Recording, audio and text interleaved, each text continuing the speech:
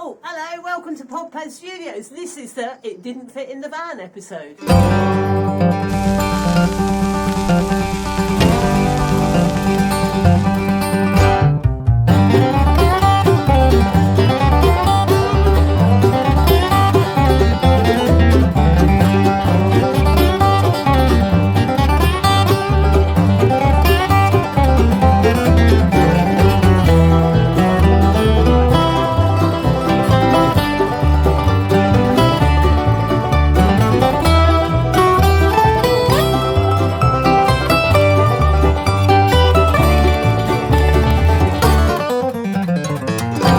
Maker, what's happened to Tiff?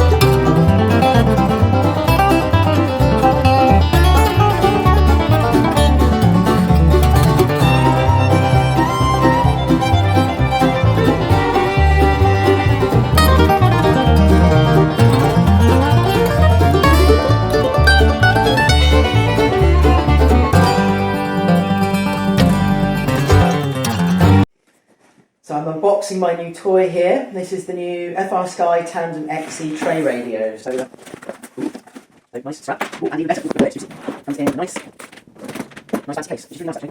Now imagine, it's all packed in here. So, as you remember, a few months ago I switched from the Spectrum radios across to the FRSky, and I got this radio which was the X20S, which controls all the droids, the Daleks. It's absolutely brilliant. I just simply can't fault it. It's well made, battery lasts for ages, you know, and it's just really, really good. However, with Tiffany, we wanted something a little bit more, not necessarily sophisticated because they use the same operating system, but I definitely needed more switches, and I needed the three-way gimbals, which on here would make it awkward, and I wanted to keep this kind of small and lightweight. So I decided to keep that one for all the droids and everything, but get the bigger, which comes in a very nice case, Tandem XE. And you can see the difference in size between the radios. It's significantly bigger. It's a different design as well. It's a tray radio. Now, what that means is that these just hook around your neck and you can walk around and you control them. So with the droids and Daleks, I can just do it all with one finger, one thumb, and it's easy. This slings round your neck, which means you've got all your hands free to do whatever you need to do. Lots and lots of switches. Now, as you can see, there's also two screens on it. When it obviously powers up, it's going through all the visual and audio warnings. You can see here it's set up for Tiffany. It's got all the screens and everything configured to run Tiffany. Quite complicated. Also, I use actually most of the channels, most of the controls. The three-way gimbals, as you can see, that instead of just up and down, left and right, I can now rotate as well, and I've got a button on the end, which that button fires the guns. Really, you know, the operating system is identical. I'm using massive amounts of logic switches and all sorts of bits and pieces going on them, but with this it just means I've got more buttons directly available to use. So I've got the analog inputs, but I've also got all the digital inputs, and it's actually it's lightweight. It's not as bad as you might think. It's very, very simple to use, very ergonomical. It's not economical. It's quite expensive. It's definitely easy to use though. And then with my other bits and pieces, yes, more switches. I can stick them to Velcro on the back of the unit. So I've got now obviously all my sound module buttons for Tiffany on the back as well. The way you support it is you've got these little things that come out. So you press these little buttons and these come out. Initially, I must admit, they do look like quite flimsy when you look at them, but I've used them loads and they haven't broken. They're all made of aluminium. The whole thing is aluminium at the back here. It's completely rock solid, and you know, they serve a purpose. They hit back in, which is really, really good. Switching is the same as the other unit. The switches are very, very strong, very good. I've added switches as well. This normally comes with like 4 blank holes here, but I've added switches into those. And this one has also got on the back an external control port input. So basically I can add even more switching through an external switching unit, so somebody else can operate it as well. So what that means is we've got the paralink. Paralink means these two talk to each other via a wireless link. But with Tiffany, I can't use that because I'm using the paralink channel for operating something else on Tiffany. So I've got a wired link if I need to operate something that's, you know, another control. However, saying that, there's so many things, so many buttons on this. Every single button is programmable. You can use. These are quite cool. These little things. So you see here, when I press them, they pop up. They're quite good.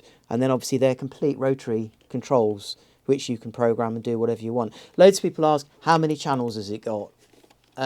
What can you control on it? What can you program on it? Whatever you want. So out of the box, 24 channels.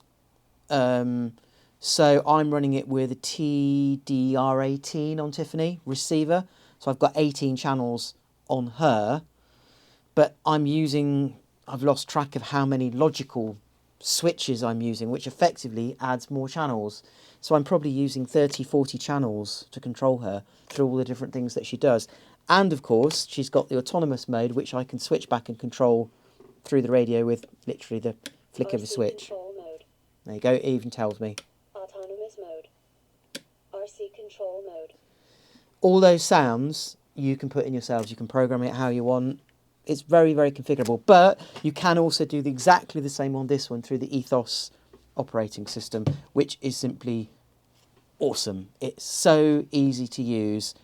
And, you know, somebody asked me the other day, would I go back to my Spectrum radio?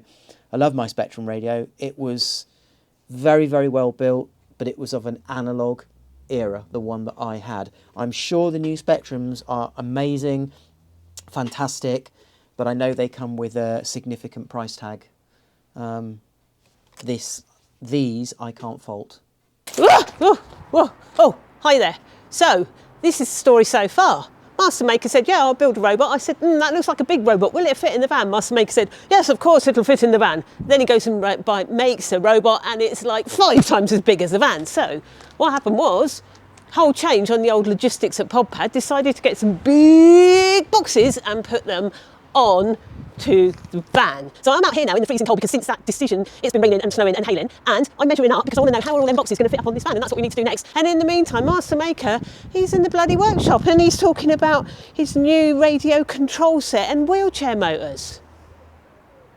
Right, so have you ever wondered what this was on the back of an electric motor? Right, okay, these are wheelchair motors. Now, a lot of people that run robots, Daleks, things like that, don't need this bit on the end. This bit is an electronic clutch, or like a brake rather, not a clutch. And what it does is basically, once the wheelchair doesn't have any power, the wheel is locked solid, so you can't wheel off down a hill or anything like that. You don't actually need physical brakes like a handbrake on a wheelchair. Now, for robotics, we don't really need them. Some people just say, oh, just cut the 2 wires, you know, take the end cap off, cut the 2 wires, and everything will be fine. No, it won't, because the motor won't work. The reason the motor won't work is because on the end of the motors, you've got 4 holes or 4 pins. Now, basically, the way it works is 2 of them provide power to spin the motor, but the other 2 need power to activate the electromagnet. So in its normal state, when it doesn't have power, the motor doesn't turn, and it doesn't turn because of this. Now, on a motor, you've got this little shaft you can see in the middle that turns, and there's a little grub screw that goes on there, and this has got a screw that goes in, and it's got this thing on it, this little fibre thing, which locks on there. And because it locks onto this washer, when I can have actually, this nut, when I actually can eventually get it on there like that, that turns as the motor shaft turns. That's fixed to the motor shaft, okay? So the way this works is, when it's locked, when the electromagnet locks all this together, it locks that shaft, which means the motor shaft can't turn, so it doesn't matter how much power you put into it. In fact, you put a lot of power into it, you burn the motor out. So what we got to do is get rid of all this assembly at the end. Now on this one, we can kind of see it. Let me just move that one across a little bit. And this one we can see it. This one I've taken it off. Here you can actually see it. So we've got, this is the big chunky electromagnet. You see it's got 2 wires going to it. It goes on there like that, and there's a spring that sits in there. And the way it works is, remember what I said, this plate is fixed to this thing here, right? That's fixed on there. And the way this works, that is clamped between these two surfaces. So this plate goes onto there, then this bolts onto there, which isn't bolt, it kind of fits onto that nut, and then there's another one that goes on there. So it's an assembly like this. And in effect, all that happens is that the little fibre washer inside, which is clamped to the shaft there, is clamped between these two pieces. So when there's no power to the electromagnet, they're locked solid, it can't turn, which means the shaft can't turn. When you apply power, this inner piece of metal relaxes because the spring kind of pulls it back. The electromagnet pulls this back. What then happens, this is free to rotate, which means that when it's on here, this can just rotate. But when the power isn't applied, these two plates clamp it solidly, and that's it. So what you got to do is you got to take it all off, just to get the whole thing off, and all you got to do is cut the two wires and blank them off. And then all you can do is put the cap back on. You can now apply power to your motor and your motor will turn, and you don't have any sort of electronic brake because the shaft is actually now completely freewheeling and it will turn perfectly. The other thing you actually have is you have a second output off the back of the motor. So you've got an output to the gearbox, but you've also got a secondary output off the back of the motor, which can be useful for running sort of feedback control and things like that. So there you have it, removing an electronic brake from a wheelchair motor. Really, really easy. Plus, these objects are really super cool. I'm sure you can use these to make things, and you end up with lots of bits of metal as well. Really good. Question, Master Maker. Yeah. So you've got no brake now. How does Yeah. Dalek not run away amuck down all the hills? Right, really good question. So why does your Dalek not? So when I now disconnect my power, my motor can still. I've got no clamp. I've got nothing locking it. Now on a lot of these things, you have this gadget thing here. Now you can see at the moment, it's really hard to show you, but there's this big lever here, right? When that lever is in that position, the gearbox is now disconnected. So this wheel can spin. This is a heavy motor, this one, can spin freely. When that is engaged, I can't spin it now. I'm pulling against the weight of the motor. Now, if the Dalek is heavy, yes, it can still work. So yes, it can still wheel down a hill. Yes, you've got to make sure, a bit like a Formula 1 car, it doesn't have a handbrake. So yes, it will wheel.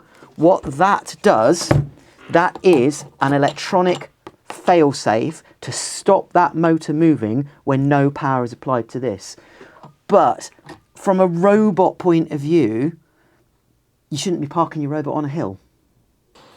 Yeah, still out here measuring. I think I've got all the measurements now, so I'm going to pop back in the warm. And in the meantime, don't forget to come and see us at Maker Central on the 13th of May and the 14th of May. Tiff will be out and about, her first time. We're so excited. Give us a subscribe, give us a follow and a like, and bung a comment down below because we'd love to hear from you. And also pop on over to Patreon. We'll see you soon, guys. Bye.